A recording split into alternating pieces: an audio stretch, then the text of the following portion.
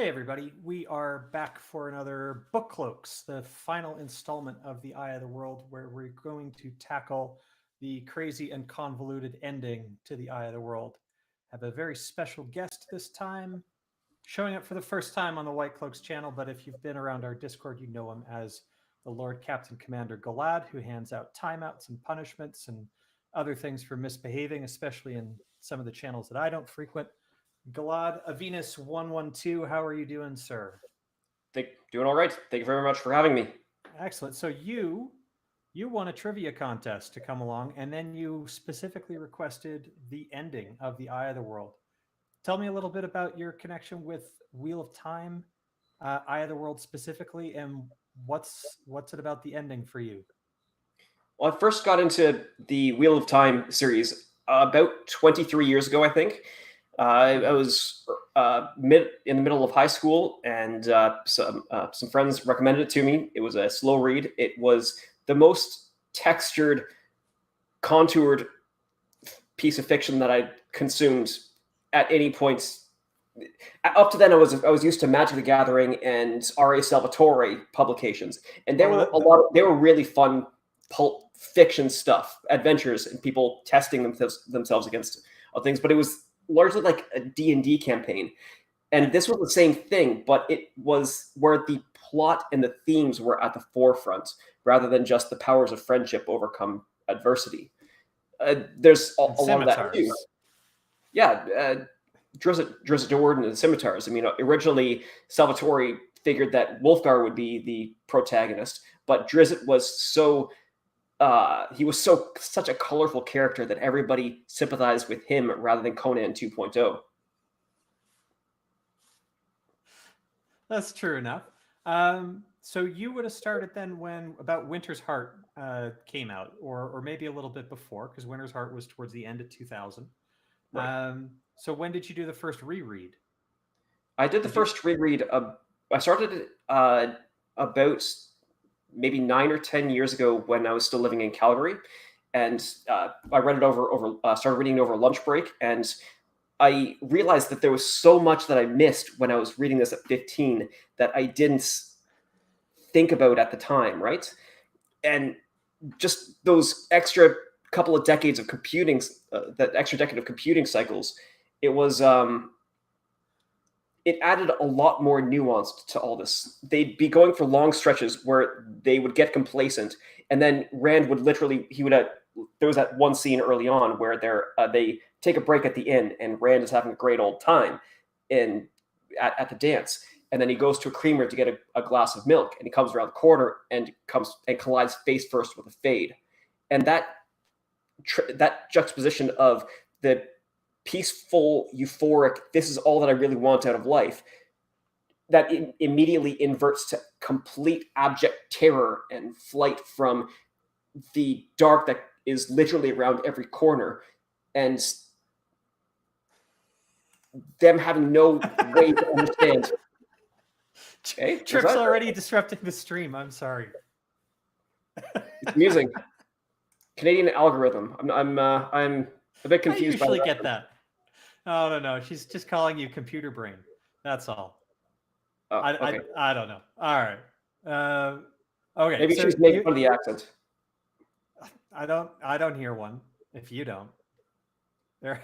You and I sound pretty similar. All right. But okay, so this is kind of interesting. So you weren't the one like I was. So I started reading around the same time, but immediately once I was caught up to where the books were, I had to read it again because I had friends then tell me, "Did you catch this? Did you catch that? What did you think of this?" Because they were already serial rereaders who had read the series again when book 7 came out, when book 8 came out, and etc. Well, for me, the problem was that I waited a couple years for Crossroads of Twilight. I read them pretty sequentially, quickly back to back, and then Crossroads of Twilight arrived, and it was such a calamity, complete unmitigated disaster that I almost dropped the series entirely.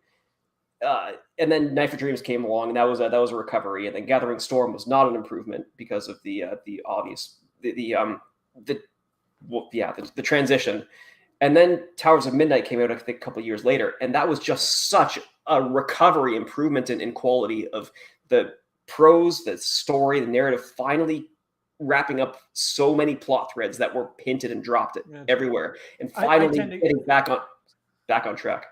I give Gathering a pass because it does have the Veins of Gold chapter at the ending. So I don't think I finished Gathering Storm. What?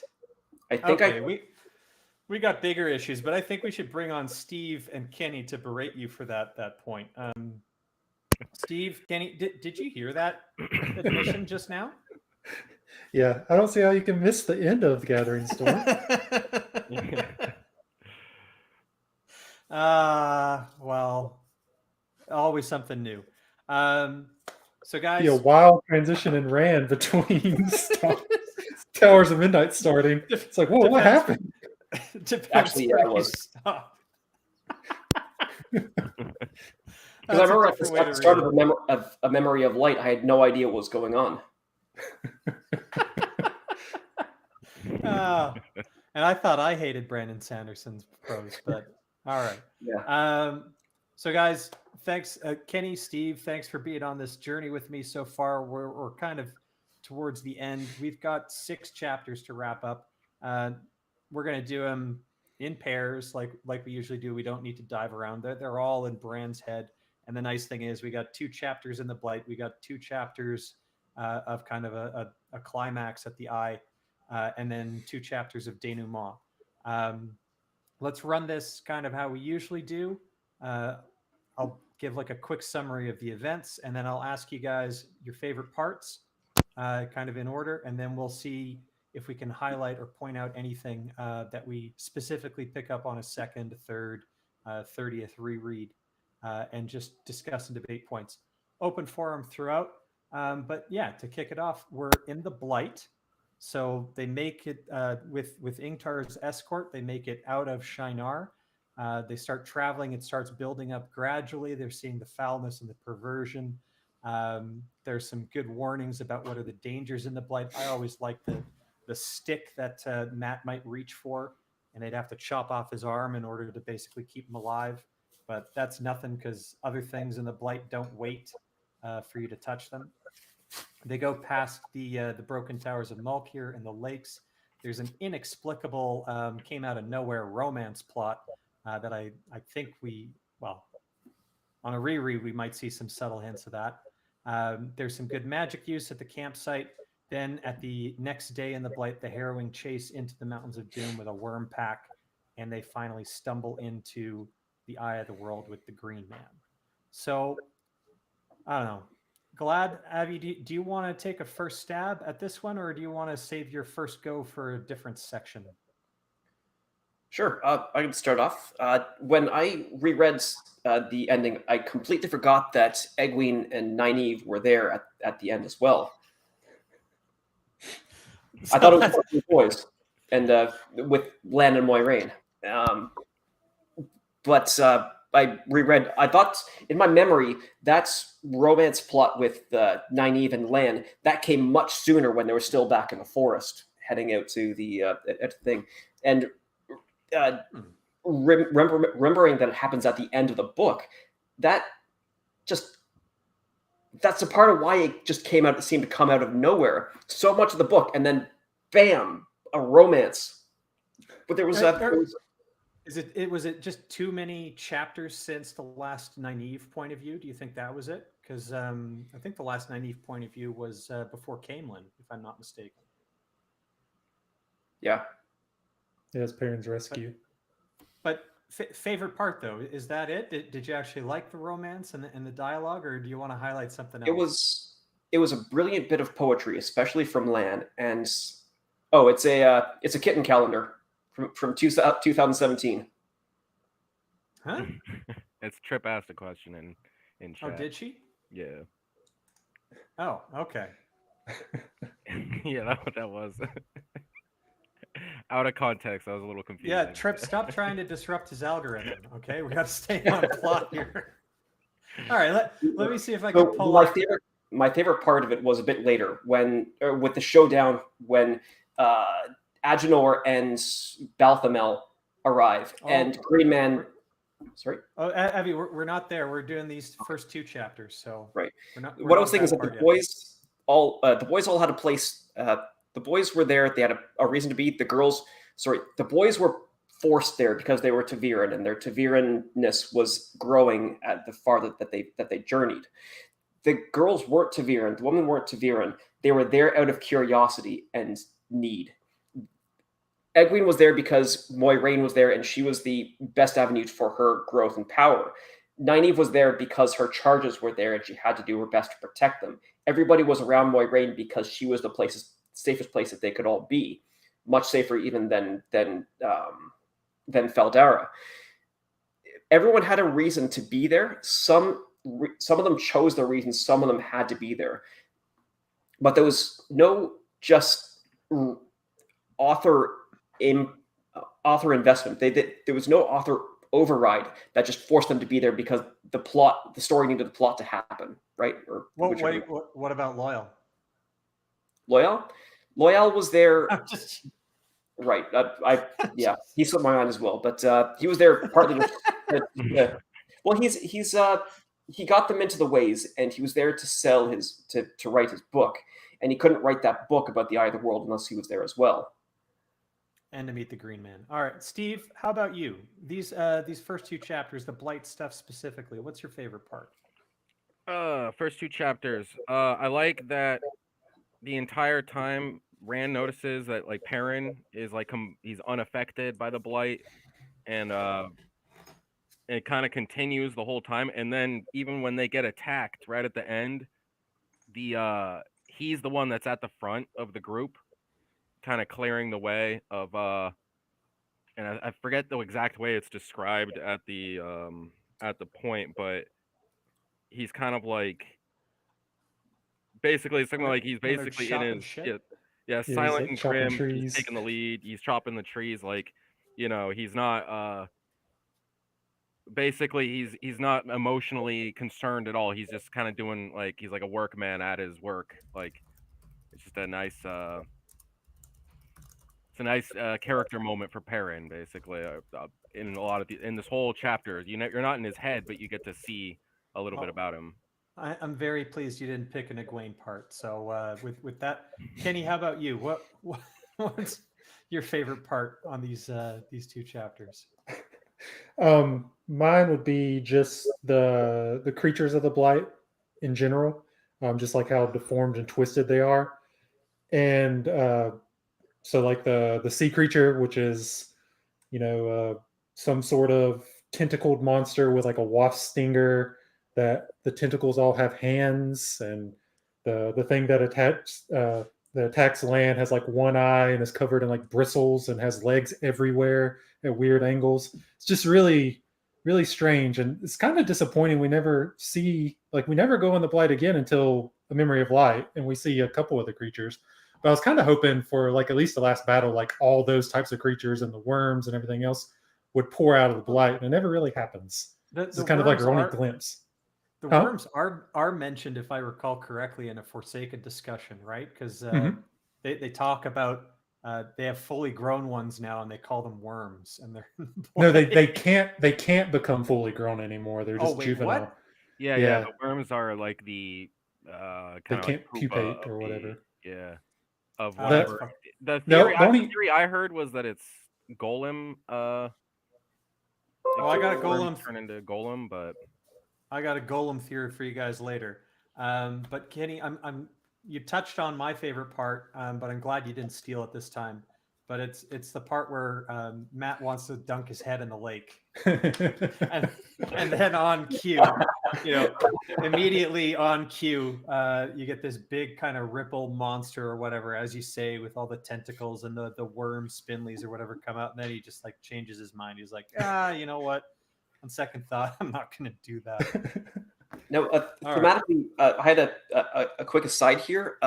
The landscape attacks, they ride in, and they fight as they must. Perrin shows the first source of badassery in the group. Everybody else tries to flee. He runs into the fight to destroy what he can, partly to save his world, partly because he's starting to get lost in the bloodlust. He's focusing it properly right now because everything that's in the blight that he's seen so far was a corruption. The corruption and the disintegration accelerates the deeper that they go into the blight. When they start out, there's the force they're surrounded by. It's basically healthy and caught in the grip of the unnatural winter. But as they go, the influence of the Dark One inverts and causes this unnatural heat in the north instead. And the farther in they go, the more that everything starts to unravel, which is the first hint that the Dark One is really like a metaphysical force of entropy in the world. And when they first start, Egwene and Nynaeve can't contribute very much. They're a liability. But which means that at the start, strength and toughness, they have an early advantage, but metaphysical dominance catches up quickly and rapidly exceeds them all. And that's a big sort of source of Parent's feats later on. He's a strong, competent fighter, but his great dominance is in Teleran Riyadh, where he becomes a reality warper. Interesting. All right. Now, that's a thematic point, but Gilad, did you have anything that maybe you caught on a second read? We typically focus on the foreshadowing rather than the themes, but it can be anything, like anything that, it could be as simple as reading comprehension. And don't feel bad if Kenny here is going to be like, I caught that the first time, because he's done that before. Yeah, I remember on my first reread that Egwene seemed absolutely cold, distant jerk almost all the time. But I caught on the second reread that she actually does. She decorates her hair with the flowers, and she offers comfort to Rand in not just absorbing comfort. She offers comfort. These two chapters, sorry, we're sticking it just in the blight. But yeah, even as they're going in. She doesn't. I don't think she's wearing blight flowers. Sorry? She's not wearing blight flowers. At least I hope she is. Yeah, not yet. But I saw her initially as someone who absorbs all the warmth in the room. Right now, and that's true basically later on. But for now, she's still paying things back into the people that she surrounds that surround her. Well, she does give Nynaeve some comfort the morning after, and definitely gives Lan a bit of stink eye. Steve, how about you? Are you going to use your insight here to defend Egwene from this ongoing 9-episode run of slander, or do you got anything else that you wanted to highlight? Nothing much to highlight as far as like foreshadowing or second reads or whatever. I agreed that I thought the monsters are just really cool. I kind of wish we could see more of them in later books, which we never really do come back to them. And just yeah, fail in the blight.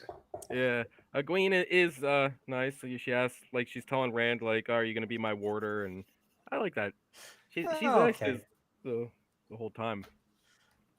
She's looking ahead, looking forward. Kenny, how about you? I really hope you don't find what I got here, but I'm thinking you might.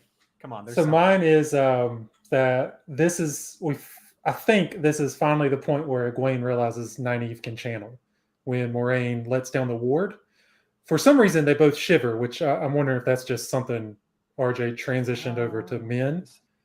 But they kind of, if you notice before that, the conversation Nynaeve has about when she goes to Tar-Valon is notably absent about channeling. And like, I want to go become Aes Sedai. So I don't think Egwene knows for sure Nynaeve can channel. She should have a clue, but I don't think she knows that she's kind of accepting that. But it's finally when they kind of share that moment that she gives her like kind of a knowing nod or something along those lines. So I think that's when it finally dawns on her. Now, I got a question now for you guys. And so this is what I found on this last reread. And I might just be completely blown smoke. So I'd love to hear you guys' take on it. But we know that the weave that Moraine uses to hide the camp, she calls it a simple bending of light. But I think it's established later that other Aes Sedai aren't aware of this trick, because it's one of the things that I believe the girls learned from Moghedien and Saladar, and then demonstrate to everybody else, and they all think, "Oh, isn't that wonderful or interesting?" But we've already seen it as readers. So it's a hint, essentially, that Moraine's got tricks, Aes Sedai have got tricks that they kind of keep to themselves. I'm wondering if you guys think I'm out to lunch here. I think now that Moraine knows how to unweave like the Aiel. I think, or the way that I thought about that is that the girls hadn't learned these weaves until Mogadian taught them to. It's not necessarily that the other sisters don't know. It's just that they got it from Mogadian in advance of what they would have learned at the tower. Sort of like a self-study, a self-practicum, rather than. With the light bending weave specifically, I think that's one that most sisters were actually not aware of. But that's leading into my actual insight, which if I highlight it here. So when they're leaving for the eye, Matt says, "What are we waiting for?" And then Moraine opens her eyes and says, "For me to remove the last vestige of what I did last night, the residues would have dissipated on their own in a day, but I will not take any risk that I can avoid now." So to me, this reads a hell of a lot like how Avienda plucked the gateway apart at the beginning of Path of Daggers, precisely because she was concerned about someone among the Shan-Chan being able to read residues and potentially them giving them the weave for traveling. Now, this is probably a much simpler weave than a traveling weave, but it still kind of goes to the point that it seems that Moraine is able to do what they all say you shouldn't do, which is to try and pick apart a weave. Right. I do remember that scene from Path of Daggers where Avienda starts to pick apart these weaves, and Elaine warns her about the lessons that the Aes Sedai warned them all about in the classrooms, not to try this because it's so dangerous. But on the other hand, Moiraine was something like the 5th strongest Aes Sedai in the tower that anybody knew about, aside from Hadthorn. She spent 20 years out of the tower, but again, we don't know if this is in Moraine's skill set, because she's gone by the time that we as readers get a more in-depth explanation as to what unweaving is and why to do it, and why the Aiel practice it, but apparently the Aes Sedai don't. And I sort of thought of that as a specific talent. Moiraine, it's not that it was lost or anything. It's just that Moiraine was especially good at it. She had the talent for it. That's not necessarily because the Age of Legends, they didn't do it. Because Morden was just like, I can't believe I was witnessing someone unraveling a web. Like, he was shocked. So it's something that they just did not do. Probably because it's dangerous, and why would they ever need to do that in peacetime? So anyways, I wonder if like Jordan had that much of a conception of it, like the rules of the power at this point, though, to call out. Maybe he might have, because I know he did a lot of pre-work on the story, so that may have been intended as a call out. Any other author, I would say, like, nah, that's just coincidence. But he started as a one-off, didn't he? And then he expanded to 3, and then to 8, and then it just kind of blew up from there, or something like that, didn't it? But it's more about how much of his mechanics did he develop up front? Yeah, how much? Because this doesn't become a plot point again for a very long time, and here he's basically just probably throwing things at the wall and seeing what sticks as far as descriptors. But I don't know. At least this is something that you won't get on a first read, because you're still learning the mechanics yourself. But on a reread, having dived into essentially all the different power mechanics and how it works, this stuck out to me. And I honestly, I'm somewhere in between Steve's comment and actually thinking that this could actually be a skill set that Moraine developed outside of the tower in her many years of travel searching for the dragon. She doesn't seem to know a whole lot about the Aiel, but maybe this is something she learned on her own. But I was actively looking for something like this, so I hope I found it, and I'm very glad Kenny didn't find it instead of me.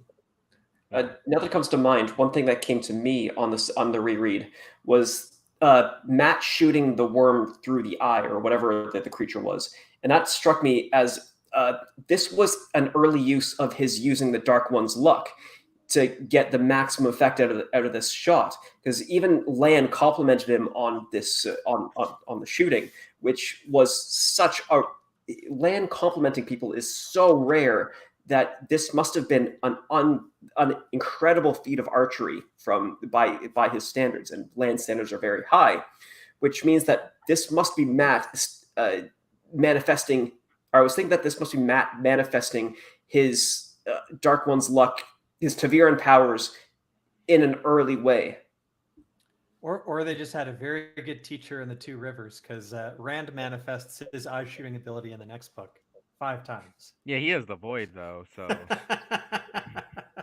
All right. Shall we move on to the next 2 chapters? Is there anybody in chat we should say hi to? I saw LPK was in the house, so good to see you again, sir. Yeah, so Demandred need to go 1v1 a full-grown worm to get. Maybe that was mentioned. Kenny would know the later books better than I do. It's in the Sanderson deleted chapter that he released later. Okay. Deleted scene. That shit doesn't even count. We've already highlighted Trip because Trip has basically been trolling Avi all night, and then it looks like Trip never stops. Yeah, it's bandying. It goes back and forth. ADO is here. Okay, so it's a small crowd tonight, but it is Saturday, so I'm just feeling glad everybody's got better things to do than listen to us. All right.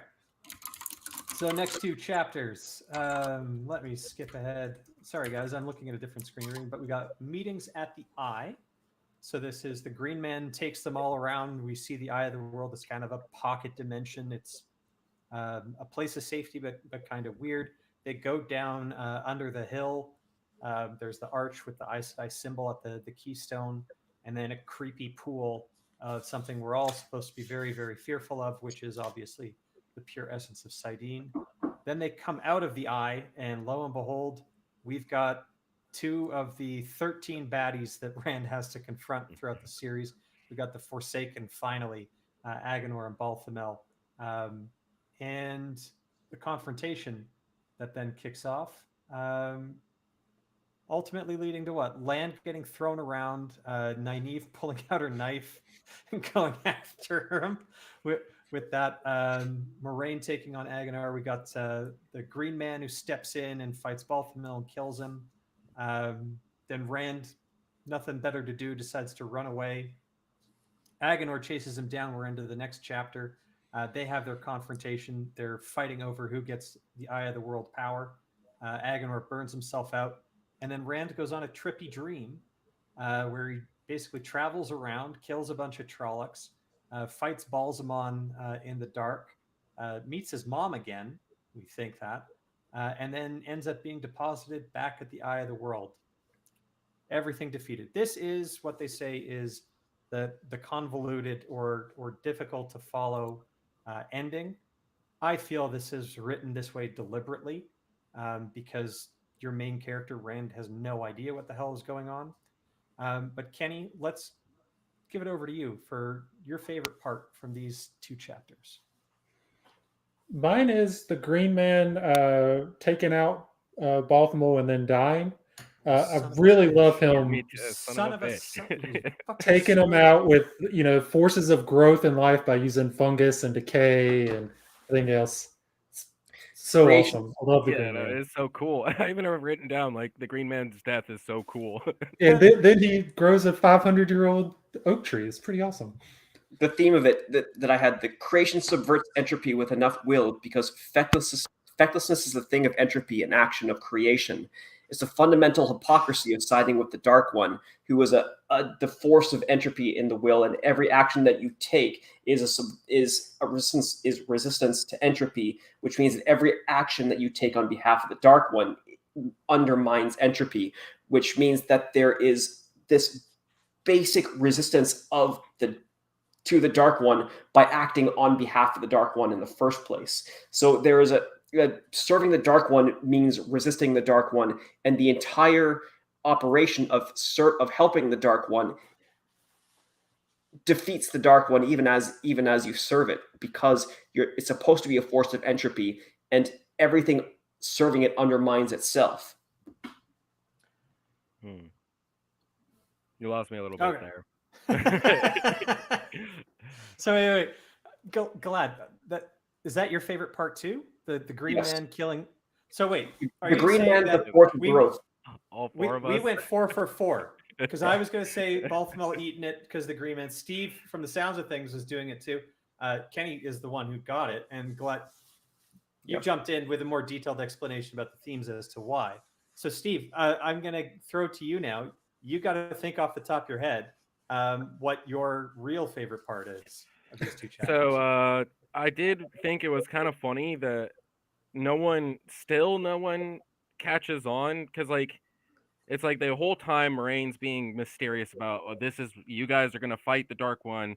Then they're like, okay, we're gonna go to the Eye of the World to fight the Dark One. And then she straight tells them, like, yeah, this is pure Satan, which we're gonna use to fight the Dark One. And everybody's they still nobody's like catching on that, like, oh, okay, one of us definitely is gonna channel, you know. Like even Rand kind of doesn't catch on, and it's like he already halfway knows that that's what he's doing, and it's just kind of funny how clueless they are the whole book. All right. I was prepared for this a little bit because Kenny does steal my thunder more often than not. But I'm going to tie this in mostly to, I wouldn't say that this is an insight. This is just a quick little debate that I want to have with you guys.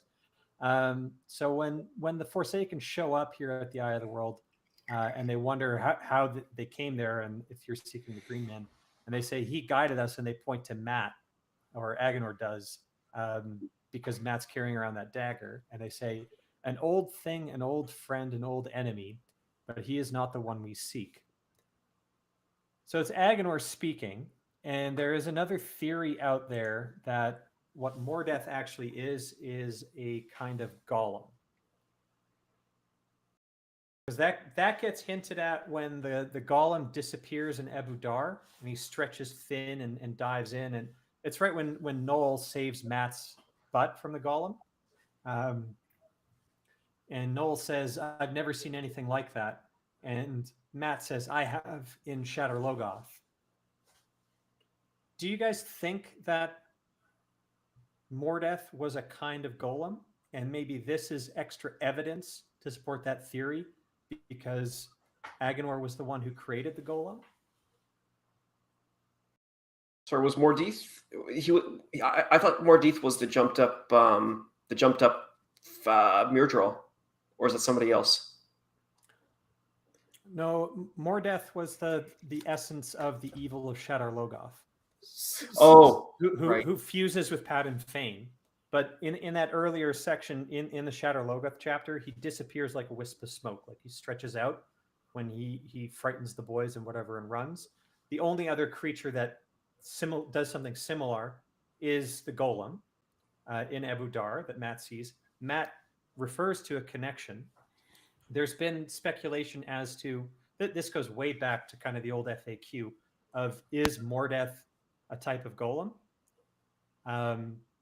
There were plenty of arguments back and forth, but I'm honestly wondering here with this connection, because it's Agenor specifically who's talking about it, and he's the guy who created all the Shadow Spawn.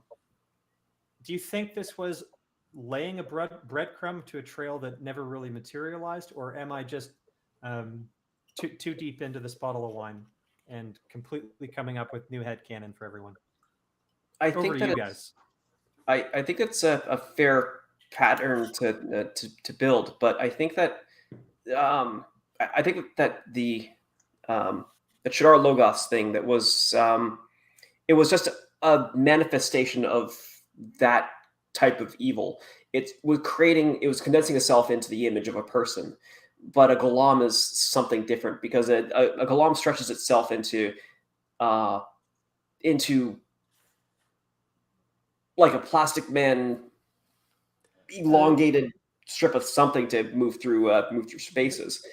The golem I always saw as kind of an anti-one power Yes. kind of creature, right? Because Satan Sidar wouldn't affect it. The only thing that would affect it is kind of the anti-one power Terangrial that Matt has. It was a perfect assassin.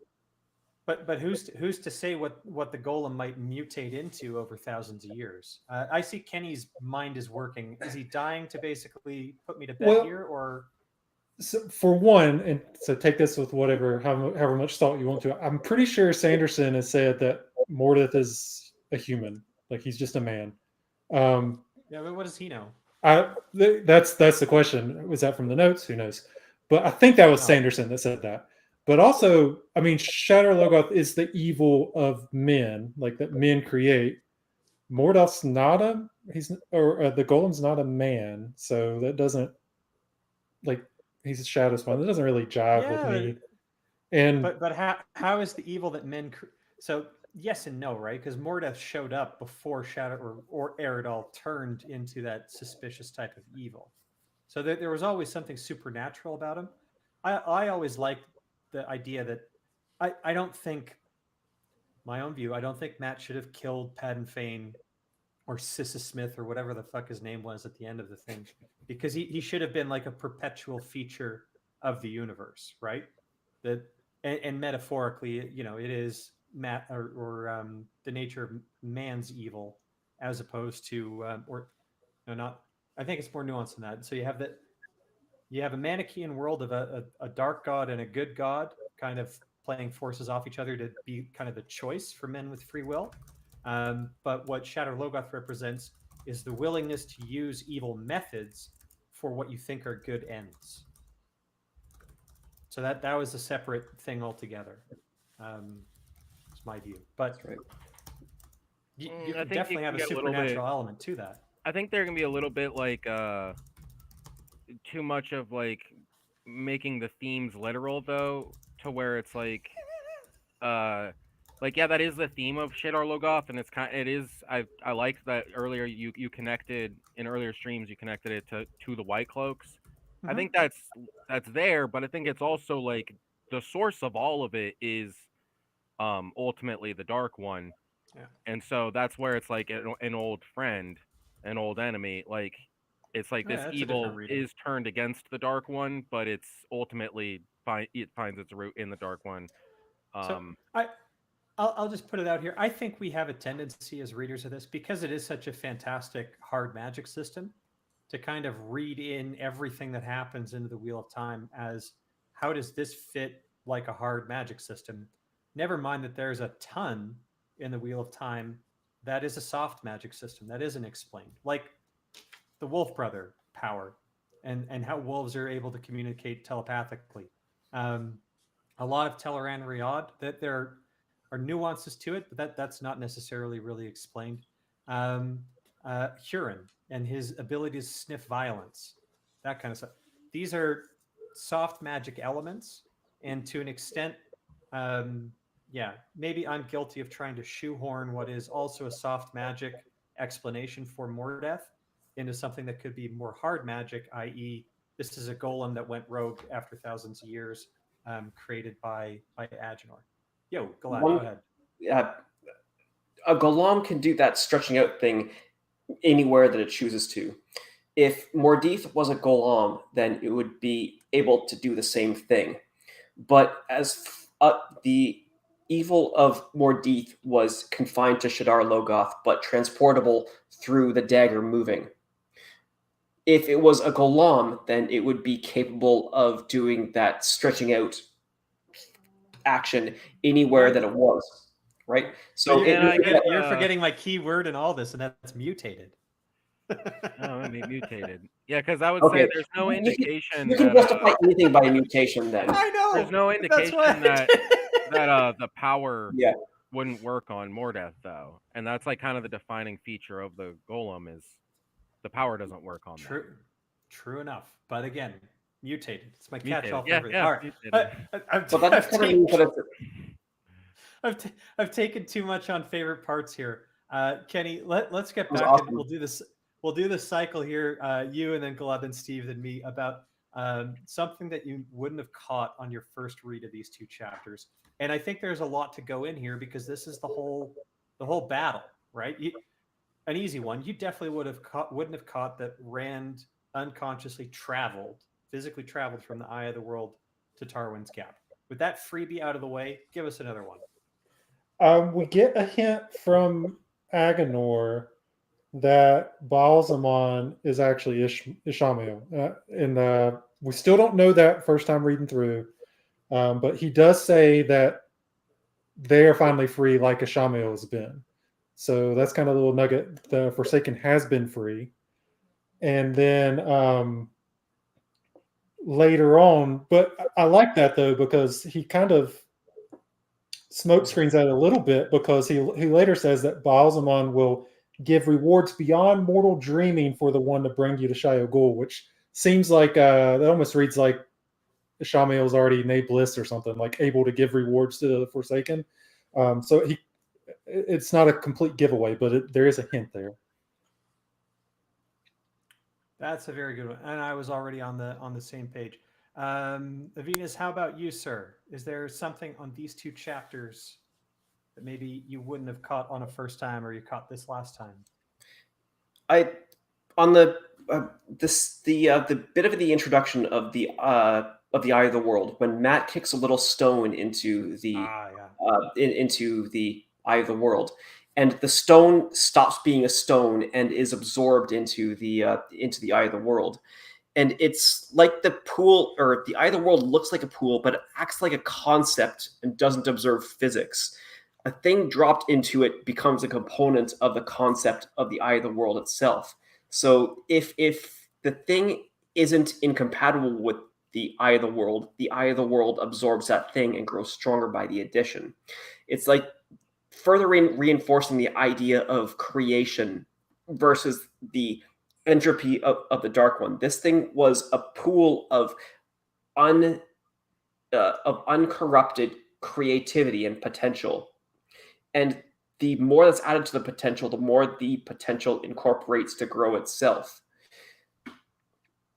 And further reinforcing this center of the world in the middle of the blight that resists the blight's encroachment, and the drive of life to resist entropy. You can stand up to the Dark One if you have enough conscientiousness, commitment, and moral principle.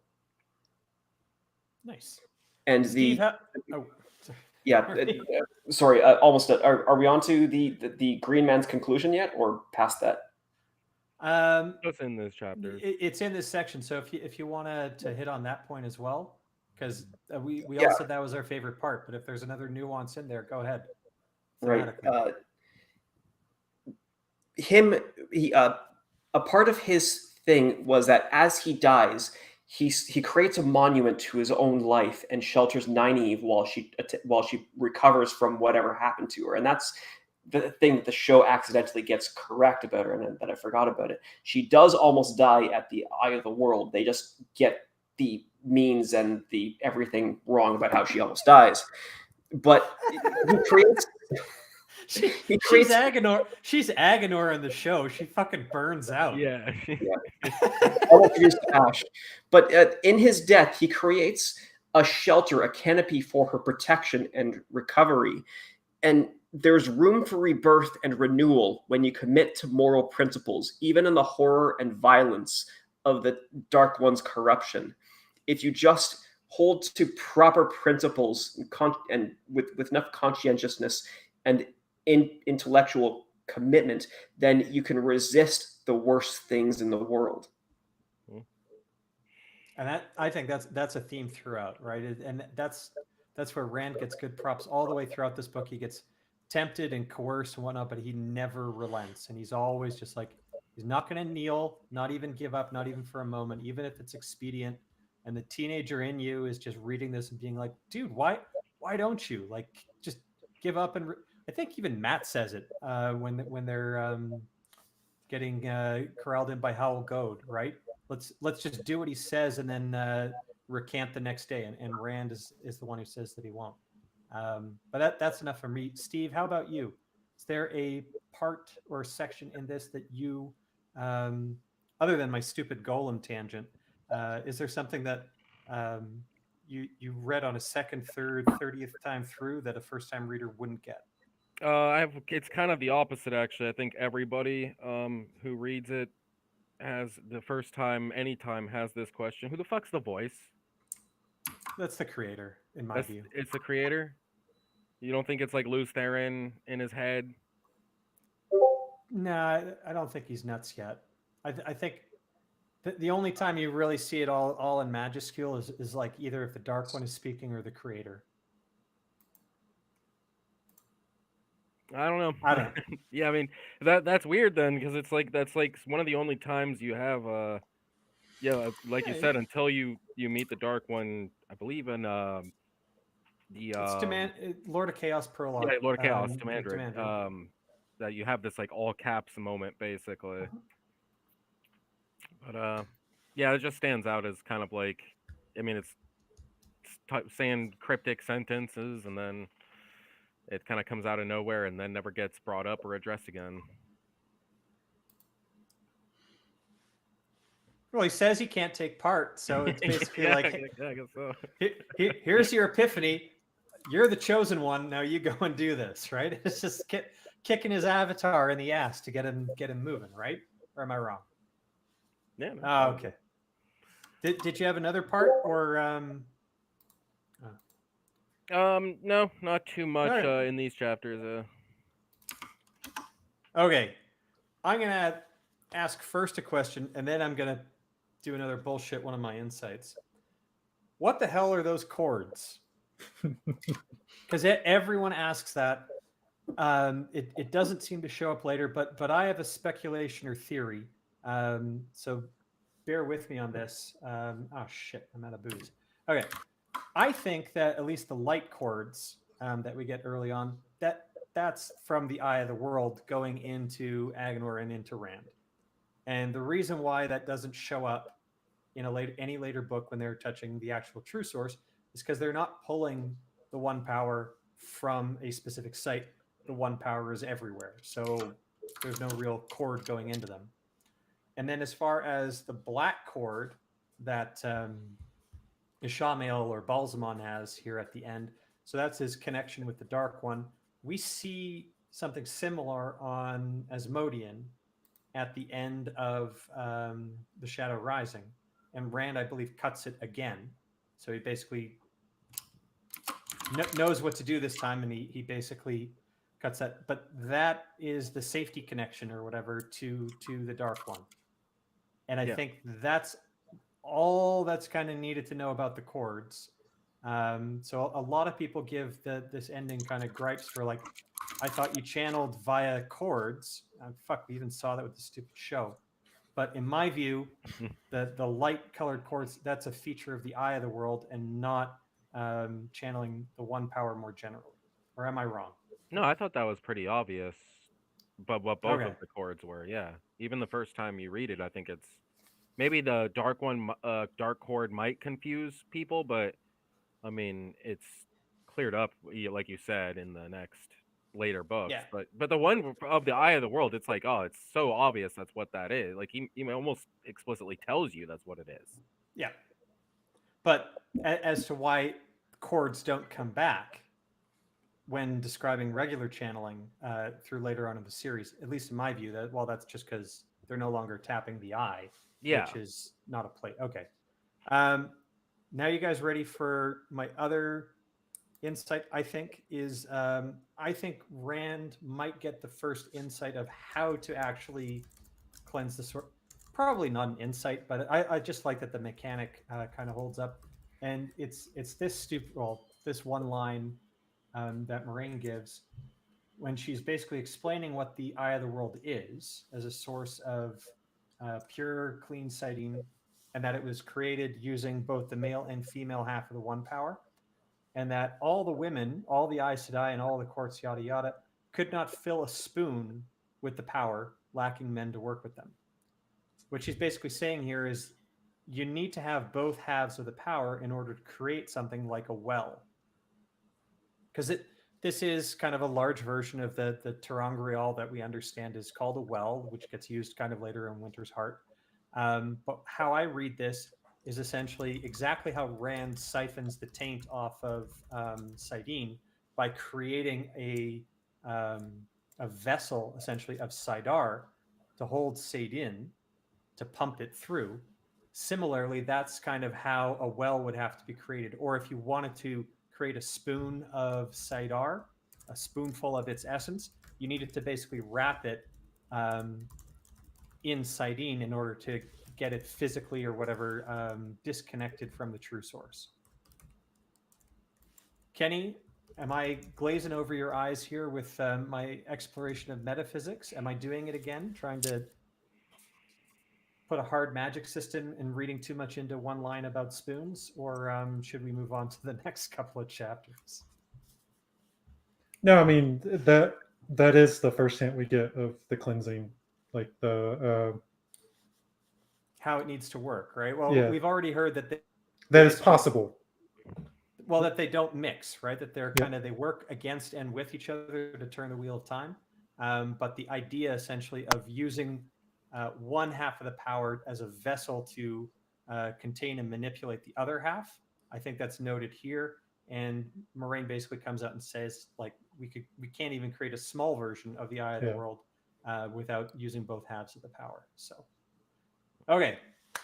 On, I guess, to looking at some of the chat. So I see we've got some new people joining in on this Saturday night. So obviously, the Calgary Flames are losing. I haven't even checked. So got Staple When do they not? is in the house. Yeah, exactly. Oh my God, they suck so hard this year.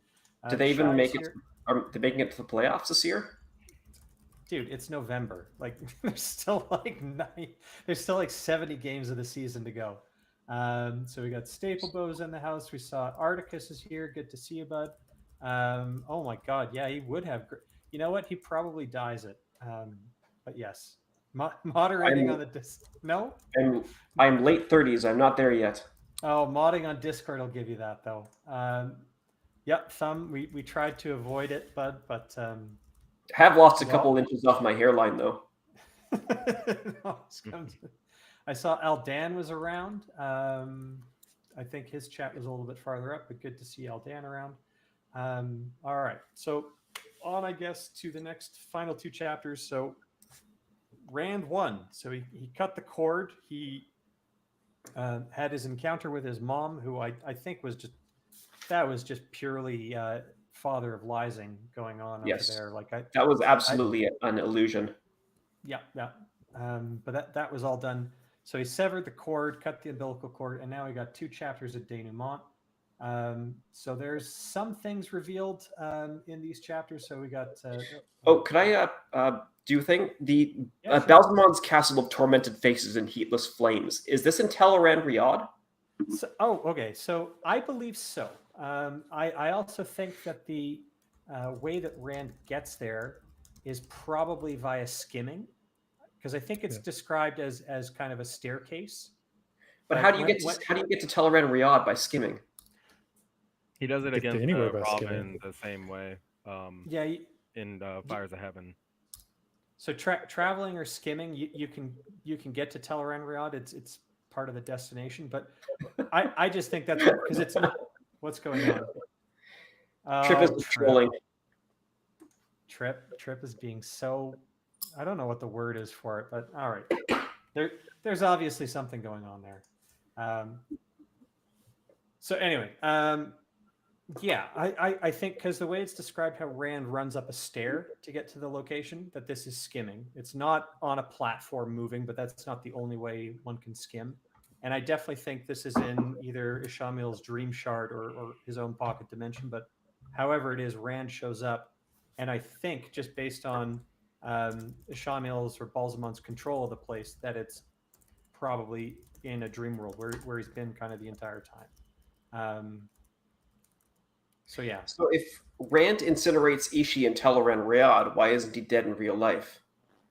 He didn't burn him enough. I think it's kind of just one of those, like, there's no real answer. It just, I mean, honestly, a lot of the Ishmael stuff doesn't totally make sense in the context of the later books. You kind of just like, oh, it just is.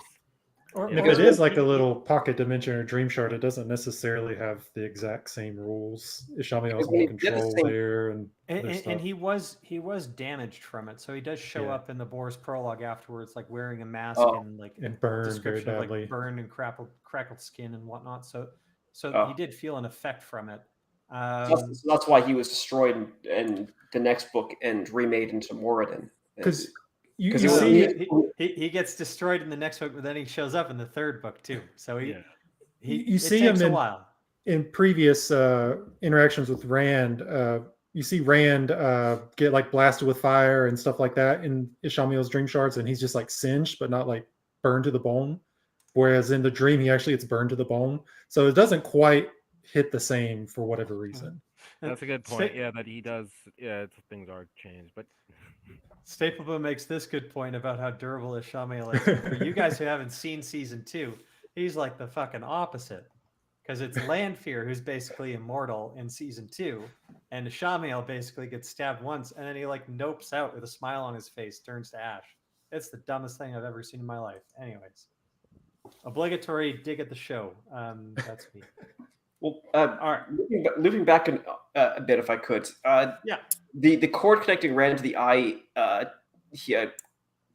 There's a battle between Agenor and Rand over the cord from the eye, I think. Yep. Rand takes the cord from Agenor, severs.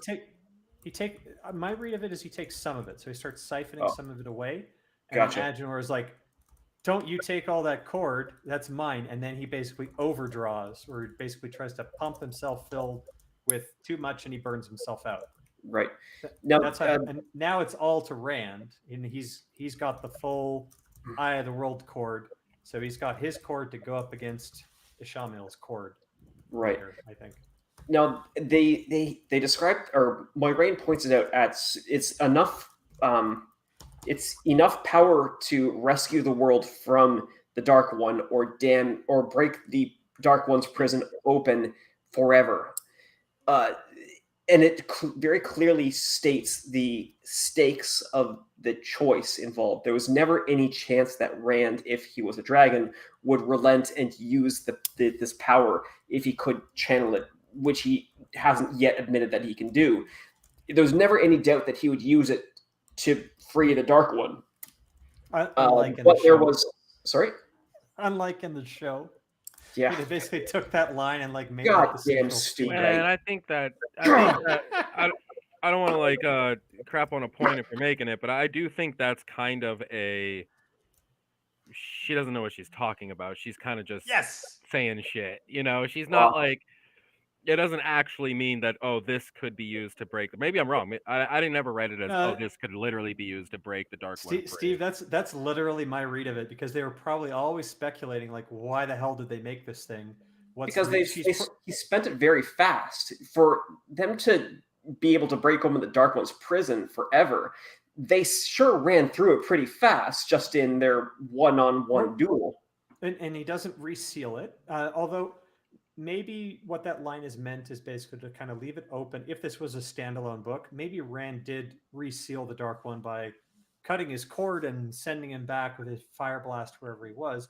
But it's also open-ended, and that what he actually did with the Eye of the World, I think he expended most of the energy actually to destroy the whole Trolloc army that was invading at Tarwin's Gap, right? Yeah. And that should not be discounted, right? Because that was a massive army. It could have overrun the whole Borderlands, and it basically kills and the whole world. Yeah, tons of Trollocs, and it gives him the breathing room of a couple of years while the Dark One side needs to basically regroup and rebuild their Trolloc numbers up.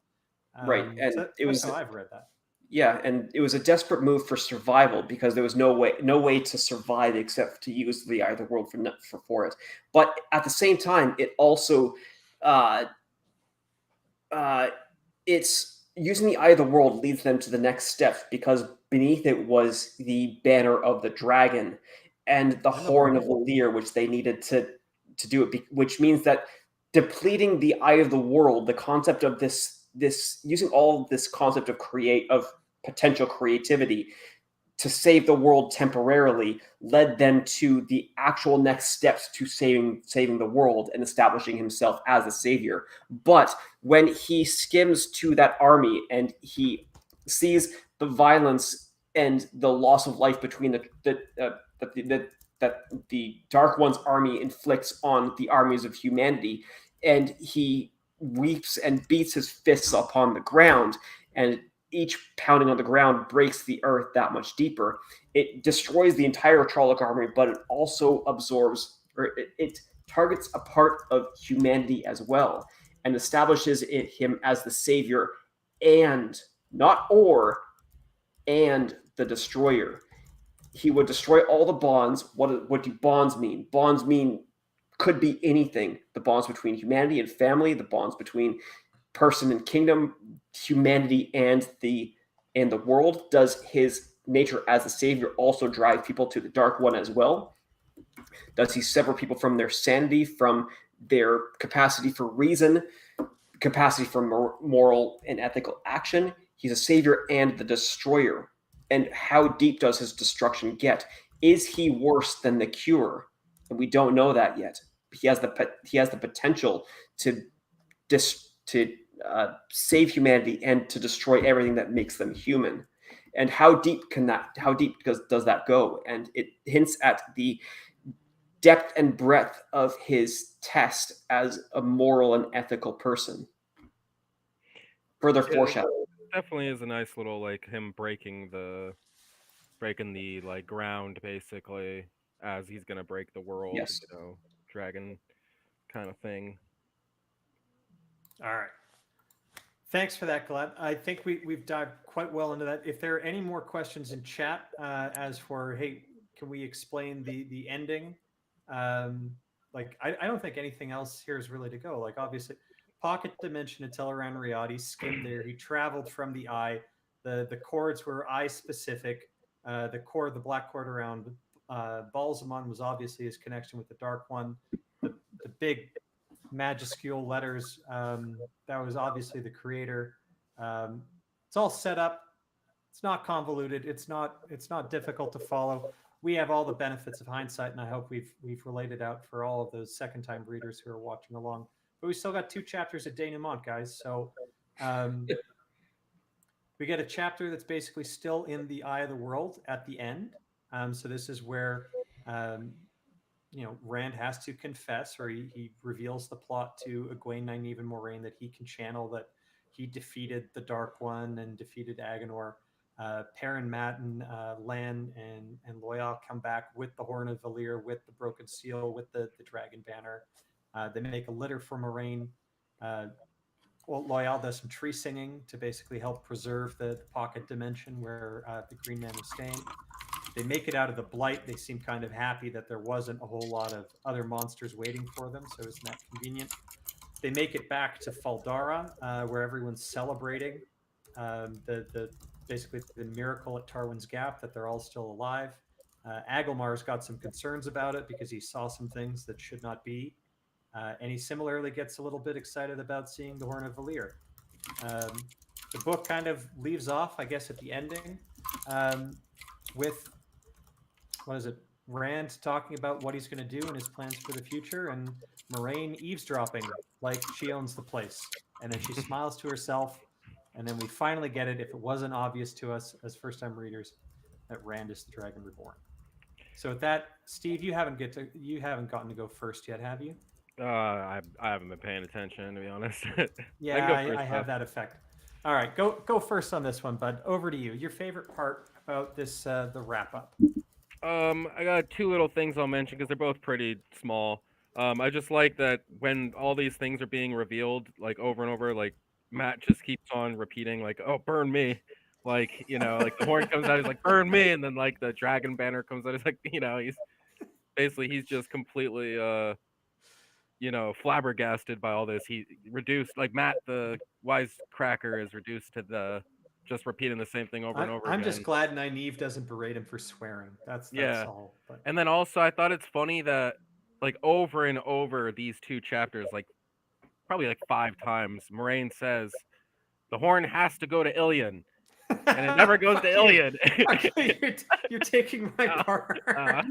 No, go ahead. I got a second one. Yeah, but it's just hilarious. Do you guys want to discuss that right now? Like, yeah, we could do that. There is in-world connections between the Horn of Valir and Ilion, right? For whatever reason, Ilion seems to be like the place that kind of took it up and started announcing hunts for the Horn and Horn legends, and maybe there are connections to Heroes of the Horn that, because obviously the Horn hasn't been found since the Age of Legends or even before that. but people know that Brigitte is a hero of the Horn. And Brigitte has lived lives since the Age of Legends, several of them. So Is she supposed to be from Ilion? we don't know. In some iterations, there might be, but I'm just speculating as to why there could be connections between the Horn and Ilion, and it might be tied to certain individuals that are known heroes of the Horn, even though the Horn itself has not been seen in millennia. But that being said, is Moraine just mistaken about this, or is this actually part of her plan? And the counterpoint to that is this really can't be part of her plan unless she was expecting to find the Horn of Valir at the Eye of the World, and I don't think she was. I do have some thoughts about it. Ilion is, or if you took Shinar and you drew a line down to Ilion, Ilion is west of Tyr, is it not? Yeah. Which means that it's kind of in the center of the southern end of the continent. Yeah. Which means that if you take Randland as a continent and Aiel Waste and the Shara maybe as a side continent to that, then Tyr would be the farthest place that you could get from the Blight and without getting onto a separate continent, and which is still somewhat influenced by the Aes Sedai. Maybe that's what it was. No, maybe there's a geographic thing there. But what comes out of it is later on, like Moraine reveals that kind of the plan that she hatched, probably right now at this point where they have the Horn of Valir, is Jesus. What obviously needs to happen is Rand takes the Horn to Ilion, and then he starts off with an army at his back. Like that seems to be her plan. And maybe it's more her saying or believing that any Ilioner would follow anybody who had the Horn of Valir. It's just their culture. Yeah, it's so revered there that if you bring the Horn of Valir to Ilion, then especially after they know that a hunt's already been called. So if you found the Horn and bring it to Ilion, they're going to have your back. Hunt was already called. Really? Didn't they say when they're in Whitebridge, there was a proclamation going around that the hunt had already been called? Because I missed that. Tom could have gotten rich down in Ilion for giving the best retelling of the hunt for the Horn. That's part of the reason why he wants to keep going with Baildon. So I think this is her hatching that plan. She sees it and is like, it needs to go to Ilion because. But I agree with Steve. I think it's hilarious that it never gets there. That never comes to fruition, like at all. Galad, how about you? Favorite part from these two denouement chapters? Rand training with Lan, and Lan finally complimenting Rand rather than tearing him down. I'm pretty sure he still calls him sheep herder, but that's just him acknowledging, or Rand doesn't take it as a pejorative. It's just what he is, and Lan doesn't mean it as a pejorative anymore. He's just identifying what Rand is. If anything, he's accepting Rand's growth in the world, but still recognizing his roots. Yeah. This part I've got highlighted is a little bit earlier, but it kind of is maybe the first hint of that, where Lan says, "Good to see you alive, sheep herder. See you hung on to your sword. Maybe you'll learn how to use it now." And then the burst of affection for him, and then you're right towards the very end, like Rand is basically training, and he picks up in the Great Hunt where they left off, where he's basically learning how to use it. So anyway, sorry to steal your thunder, bud, but go ahead. That's a perfect. Thank you for finding the evidence to what I said. I think most of the training actually happens at the start of Gathering Hunt, but it also starts, I think, in one of the two denouement chapters. But Lan is still starting to acknowledge the boys and their accomplishments, and that is even faint praise at all from Lan is such an accomplishment for anybody, and. Good, sheep herder. You're doing well, but don't push so hard. You can't become a blade master in a few weeks. I don't care about being a blade master. It's a blade master's blade, sheep herder. Yeah, right. No, and it's totally Rand is starting to grow into that, and Lan's acknowledging that. Rand still is married to the simple life that he wants, and that's why he thinks about trying to run away, partly for protecting his friends, but it also is the show technically got a component of this right, but it also got the spirit of it completely wrong. He doesn't just screw off in the middle of the night or whatever, screw off in going onto Mount Doom or whatever. No, he doesn't let his friends think that he's dead. Right. If he's gonna run away, he's gonna run away, and then someone will tell them, right? Right. Egwene and Nynaeve would know why he's running away. In fact, they actually hint about that, right? Egwene at the start of the Great Hunt is basically saying, "I know what you're trying to do, and it's not going to work." And then I think she berates Matt and Perrin for not being able to figure it out. But I mean, if we put two and two together, if Rand actually did run away, and then Matt and Perrin were kind of wondering why he did that, Egwene and Nynaeve would tell them and say what he's doing. That's the way I read it. So. And Thumb Maryland describes it perfectly. Lan is starting to take Rand seriously, not just as a sheep herder and a farmer, but as someone who's doing his best with his limitations and pushing his limitations the further that he tries, but also cautioning him not to overreach, which is also foreshadowing as a warning not to overdraw from the power as well. He's still right now. He's still applying lessons of discipline that Lan is working his best to instill in him. And it also hints at Rand's fundamental love and care for humanity, because if he didn't have that love and care, he wouldn't have survived all of the trials that are ahead of him. He would have turned not just into Darth Rand, he would have been Darth Vader the entire thing and just crushed everything beneath his heel. And there wouldn't have been this competition between Rand and Darth Rand. There would just be Darth Vader being the tyrant, and he would be no better than the Dark One. But there's still this fundamental humanity and mercy in Rand for him observing his friends. Even the way that he tries to push them away, that the show also corrupts at the start of the second season, and awarding to... Sorry. I get the shivers. He's doing his best to protect everybody by creating distance, because he still hasn't accepted that he's the dragon, just a man who can channel and will eventually go insane. Or a potential false dragon, right? Yeah, we'll get used. He confronts Moraine about that in the denouement, right? Yeah. Right. He explicitly brings it up and then mentions Logain at the end of the name of the false dragons. Maybe I'm just the next Logain. Yeah, exactly. Maybe he is. Thanks for that.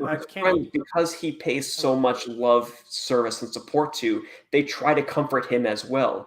Even Nynaeve starts trying to at the end of the prior chapter, but she cuts off because of she tries to integrate the things, but it just collides with what she knows that men who can channel are. She tries to comfort him with the knowledge that learning that he channeled, and says, it's something like, maybe that's not you. Maybe you can hold on to it with a fundamental force of will. And I think that was actually Moraine who said that. And I think Egwene is mentioned. Egwene mentions it also kind of in the denouement, like, if you don't channel, you won't go mad. And Rand says, "Oh, I'll never touch it again." I think Moraine is wise enough to know that, you're not going to have a choice about it.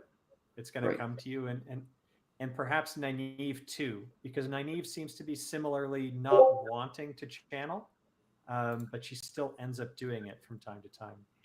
Yeah, and it's interesting because Moraine clearly knows that Baelsmon's not the Dark One, and that it's not over, at least. So she's clearly knows that, well, no, Rand, you're still gonna have to do more. Yeah. Don't name him. Just call him Balsamon. Yeah. Let's just call him the Dark One. She. I don't think she knows, because they all kind of puzzle it out together at the end of the Dragon Reborn, right? Yeah, or I guess she knows that she knows enough about the nature Dark of the One's Dark One to know that he can't. This isn't killed. the last battle. This is only. But I don't think she knows that it's Ishamael specifically. Kenny, sorry, but what about you? Favorite part for these final two chapters? So Steve's comment segues right into it, and it is how coy Moraine is about Rand not killing the Dark One. Essentially, she's just stop saying that, you idiot, he's not dead. My favorite, she does it like 3 times. There was a time Steve mentioned there when he tries to say her name, and he tries to say his name, and she's like, "No, don't say his name." But my favorite was when Rand asked if it's done. So he said, "It's done, isn't it?" And then her comment was, "We have done what we came here to do. From here, you may live your life as the pattern weaves. Sleep well and dream of home." As in, yeah, it's not over, buddy. Dream of home. It's a faint dream that'll never be a reality for you. and live your life as the pattern weaves, as in the pattern's going to tell you what to do, Yeah. Rand. So no one's picking the tree singing as their favorite part from this? That was my backup. That's some was hippie your bullshit. Okay, fine. then I won't do.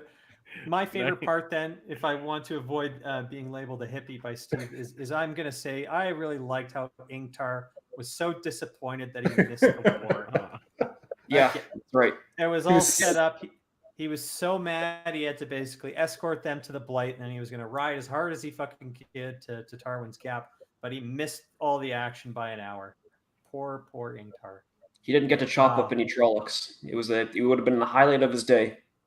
Yeah, he was so offended Moraine wouldn't let him go in the Blight. He's just like, "I'll go where I'm allowed to fight Trollocs," or whatever he said. Right. All right. But he did his duty. He's still a man of honor.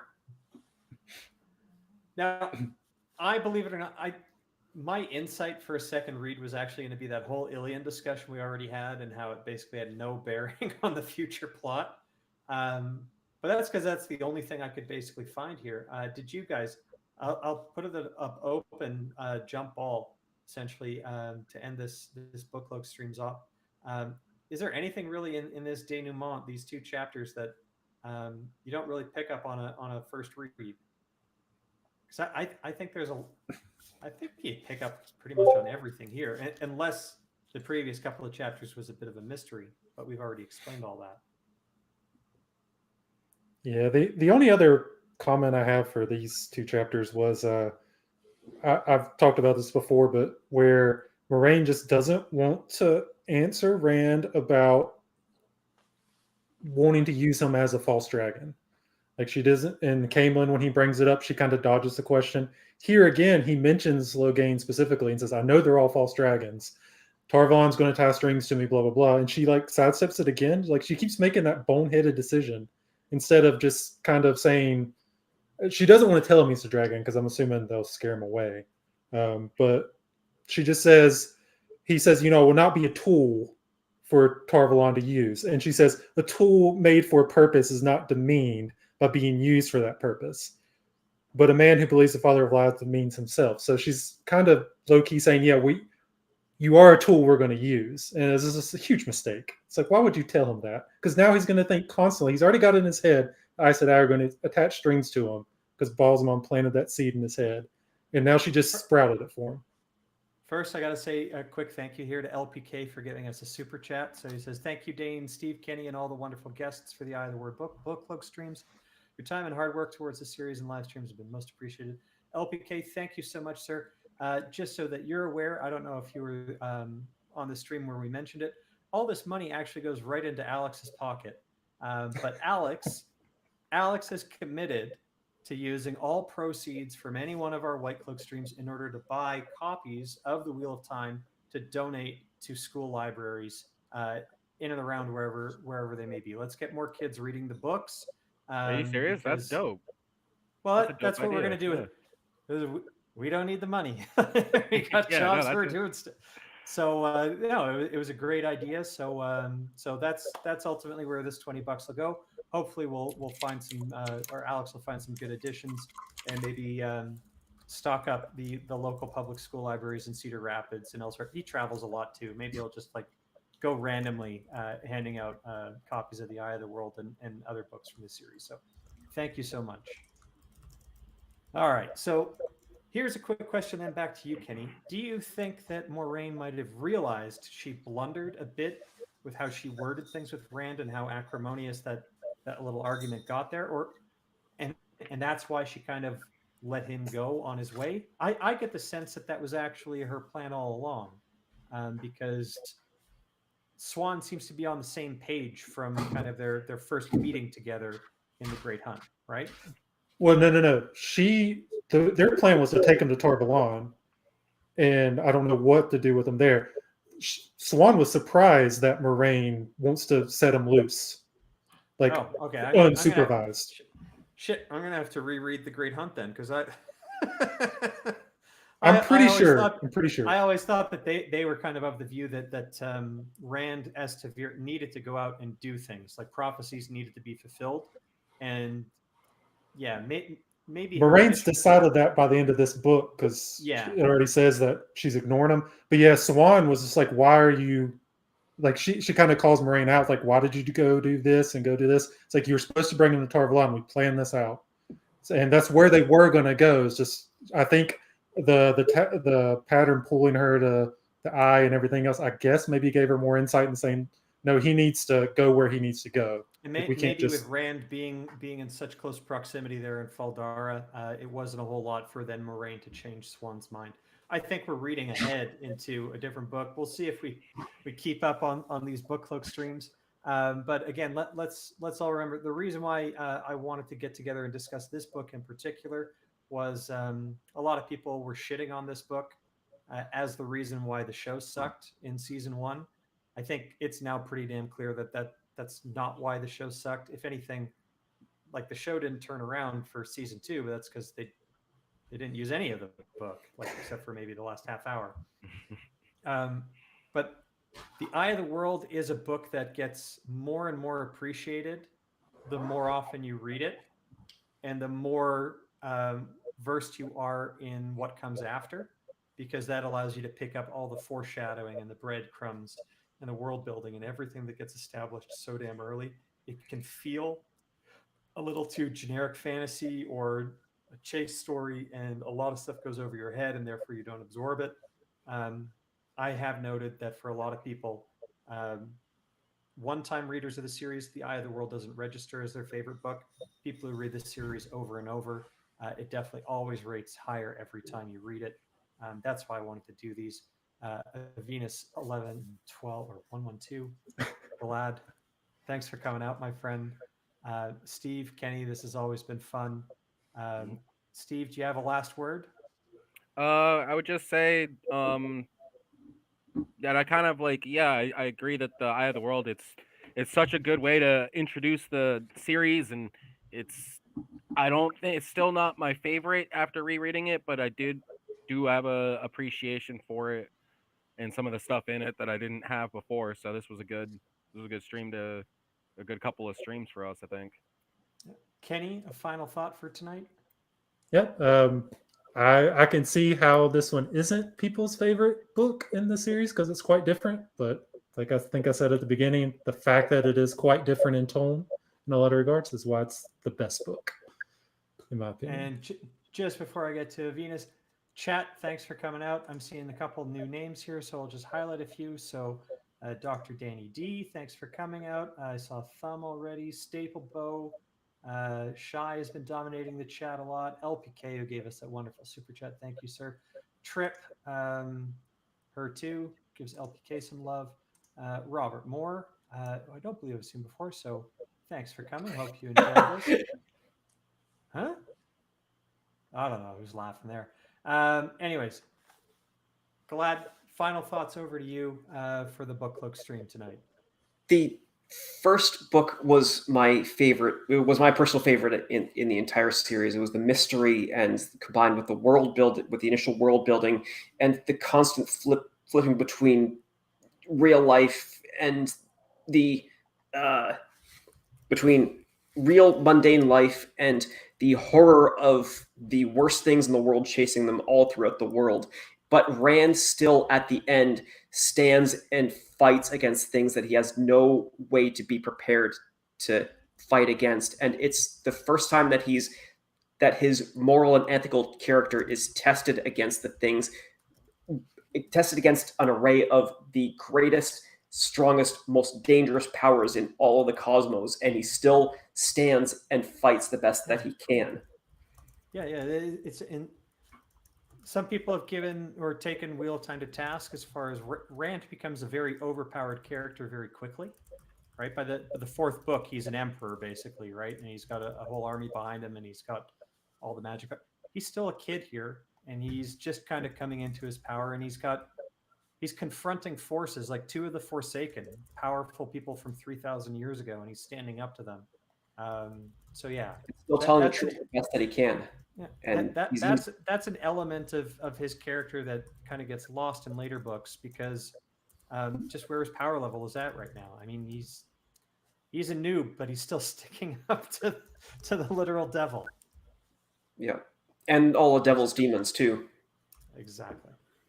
All right, chat, panel, everybody, thanks for coming out. I think we did a good series of book streams.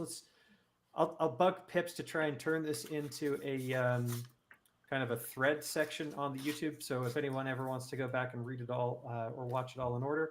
But again, I hope no first-time readers are here because we just spoiled the shit out of everything for you. But other than that, like, this stream wasn't for you. This was for folks who've read the series several times or maybe only once and want to dive back into it.